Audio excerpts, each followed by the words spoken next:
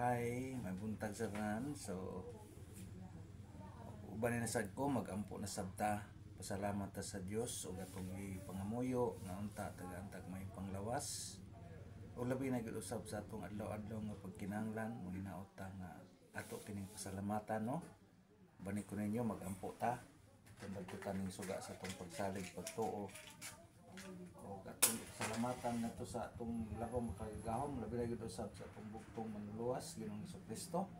Kining ato ang kinabuhi at salamatan o sa matag adlaw nga ato ang gikinahanglan, manghinaot nga iyatang hatagan ug iyatang gaydan sa matag butang atong pagabuhaton ug atong ipangandoy nga unta ang Dios kanunay mag-uban nato, no? So tungod na mga sakit ug balatian, ako mong gihangyo katong nakaduol nato. Hinaot ko nga inyo kong ubanan karon sa atong pagpasalamat o pag-ampo matag adlaw. Dungan ta sa ngalan samahan sa anak ug sa Dios nga Espiritu Santo.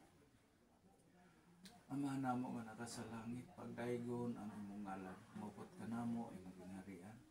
Matuman imong pagbuot kini sa yuta na ingon sa langit. Ang kalano namo sa matag adlaw, ihatag mo kanamo karong adlaw. O pasaylo kami sa among mga sala. Maingon nga nagpapasaylo kami sa nakasala kanamo, o dili mo kami tugyan sa mga panunay. Hinunuwalo sa kami gikan sa mga dautan. Langit na mo mahal, Lord, pinasap kami imong mga anak sa kalibutan. Nga sa kanunay nag-aampog, nagasalig diha kanimo, nga unta imo kami panalanginan. Sa matag adlaw nga amo ang madawat sa gasang grasya ug sa mga tao sa Lord nga maduol kanato manginaot ko nga katong adunay mga sakit ug balatian nga nakiguban kanato karon sa atong mga pagampo, manginaot ko Lord nga imo silang ayohon, imo silang grasyahan ug ilang tultulan sila sa mga adlaw-adlaw nga ilang mga gibuhaton. Imong panalangin ang ilang mga adlaw-adlaw nga ginabuhat ug labi na gid usab Lord sa ilang mga balatian. Ayohon mo unta sila. Kining tanan Lord among gipasalamatan gayud ug dako uyamot diha sa itong anak Ginoong Hesukristo. Din kini among gisaligan ug gituohan nga siya lamang ang bugtong makahupay sa among balatian, makaayo o siya ang magagayad kanamo sa matag adlaw nga among mga gibuhaton. Kining tanan Ginoo akong gipangamuyo gipasalamatan sa ngalan ni Kristo imong anak among maluluwas. Amen. Sa ngalan sa Man sa Anak ug sa Dios nga Espiritu Santo. Okay, so salamat kay ninyo, no? Nakiguban nato sa itong mga pagampo ug labi na gitong muduol nato. Hinaot ko ang diha sa inyong bugos kasing-kasing sa pagtuo.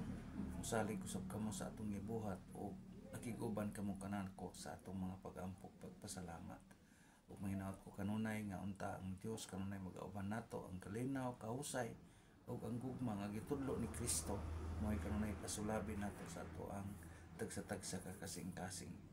So daghang salamat kaninyo ug paki-share lang sa mga tao labi na tunay mga sakit ug balatian ay mo pagpanuko duol mo nato kay kita motambal kita pinagi mga pagampo ug paggamit og mga tambal nga angayan o makahupay sa atong tagsa-tagsa kabalatian.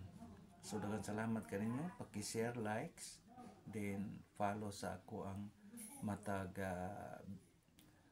katong nag-view usab na salamat kayo.